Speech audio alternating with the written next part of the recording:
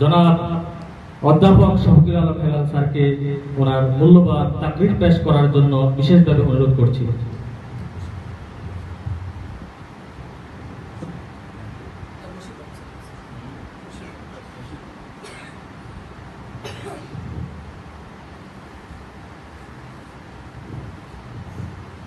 আসসালামু আলাইকুম ওয়া রাহমাতুল্লাহি ওয়া বারাকাতুহু। ইন্নাল হামদালিল্লাহ ওয়াস সালাতু ওয়াস সালামু আলা রাসূলিল্লাহ ওয়া বা'দ। দারুল ইসলাম মডেল একাডেমি মাদ্রাসা কর্তৃক আয়োজিত আজকের এই ইফতার মাহফিলের সভাপতি, এই মাদ্রাসার অধ্যক্ষ এবং শিক্ষক মণ্ডলী, অভিভাবক মণ্ডলী, আমার প্রিয় ছাত্র বন্ধুরা, আসলে ছাত্রদেরকে দেখলেই আমি তৃপ্ত হয়ে যাই। আমার কাছে এটা আলাদা একটা আনন্দের বিষয়।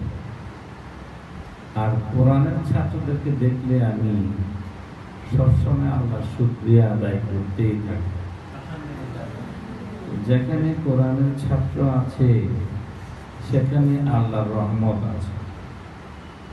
তো তোমরা যারা কোরআনের ছাত্র, কোরআন নাজিলের মাসে তোমাদের সাথে আমার দেখা হলো, এই জন্য আমি আল্লাহর শুকরিয়া আদায় করছি, আলহামদুলিল্লাহ। আল্লাহ তাআলা আমাদেরকে এক মহা বিস্ময়কর এক গ্রন্থ, যার মধ্যে ধারাবাহিকতা নেই, আবার কোনো দ্বন্দ্ব নেই, যার বক্তব্য স্থায়ী, যার কোনো পরিবর্তন নেই। পৃথিবীর কেউ যার মতো কোনো গ্রন্থ রচনা করতে পারবে না, এমন একটি গ্রন্থ আল কোরআন, যেটা হচ্ছে আমাদের জন্য আল্লাহ তাআলার পক্ষ থেকে একটি গাইড বুক।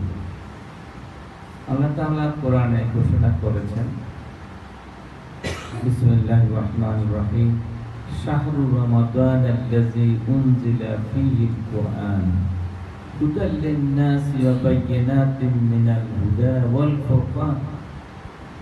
রমজান মাস, এই মাসে, যে মাসে কোরআন নাজিল করা হয়েছে, উদ্দেশ্য কি? হুদাল লিন-নাস, মানবতার কল্যাণ সাধন। উদ্দেশ্য হচ্ছে দুনিয়ার সমগ্র মানব জাতির কল্যাণ করবে এই কিতাব।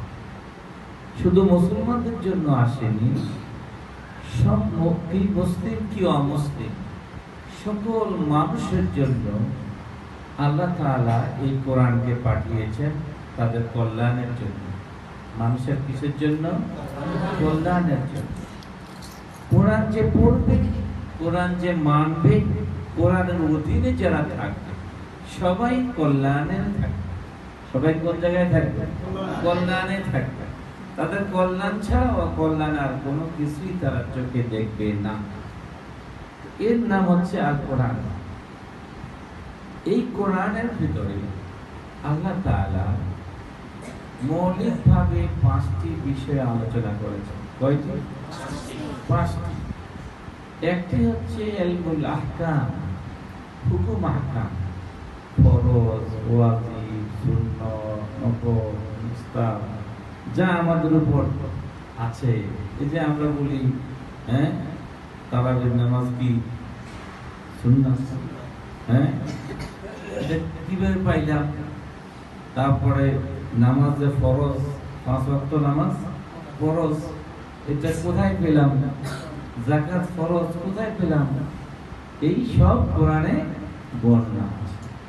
যেই আয়াতগুলো থেকে বের হয়েছে ফিকহ শাস্ত্র, মানে মাসলা মাসাইল নির্ধারণ করা হয়েছে এই সব আয়াতগুলো থেকে।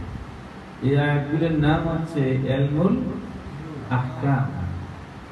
দ্বিতীয় হচ্ছে ইলমুত তাসকির বিআইয়ামিন বিআলাইয়া, আল্লাহ তাআলার পরিচয় এবং আল্লাহ যা সৃষ্টি করেছে তার পরিচয় দিয়েছে কোরআন। আল্লাহ নিজের পরিচয় এবং আল্লাহ যত কিছু সৃষ্টি করেছেন সব কিছুর পরিচয়, এর উদ্দেশ্য, সৃষ্টির উদ্দেশ্য সবটাই ঘোষণা করেছেন কোন জায়গায়? পরিচয় দিয়েছে কোথায়? কোরআন। আমরা সব কিছু, এই পৃথিবীর খবর আমরা কোথায় পাবো?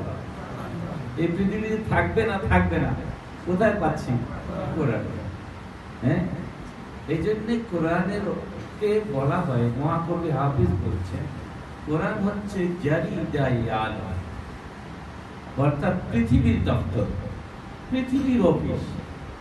একটা প্রতিষ্ঠানের তথ্য জানতে হলে প্রতিষ্ঠানের অফিসে যাওয়া লাগে নাকি?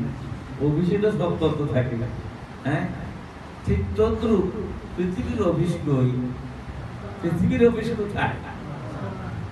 এই পৃথিবীর সাথে আরো যত জগৎ আছে, শুধু আলম না, আল্লাহ বলছেন আলামিন, আলমে আরো আছে, রুহের জগৎ, হ্যাঁ, আলমে দুনিয়া, আলমে আখিরাত, আলমে বারজাখ, যত আলম আছে সমস্ত আলমের খবর কোন জায়গায় আছে? কোরআনে আছে। সমস্ত কিছু বর্ণনা আল্লাহ কোরআনে দিয়ে দিয়েছে। তৃতীয় হচ্ছে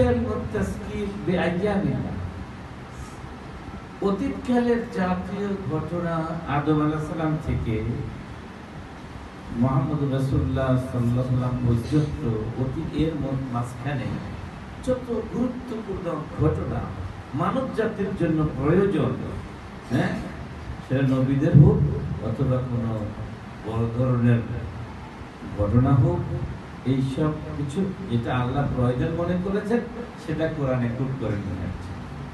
সেখানে